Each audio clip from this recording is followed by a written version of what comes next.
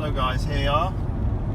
We're back down to 6% and falling. So just a bit of background information on this Merc. It's a C220 CDI. Came in with 400% blocked DPF. That's as far as it will go. Wouldn't regenerate. There was a horrible miss. It was in limp mode, and the customer was left with no other option but to think of replacement. DPF removal wasn't an option, so we hydroflowed it first of all, which immediately dropped the 400% down to 186. On a Mercedes, regeneration won't occur with sub levels above 250%. So the hydroflow treatment took it back into the range for regeneration, and that's what's being completed right now.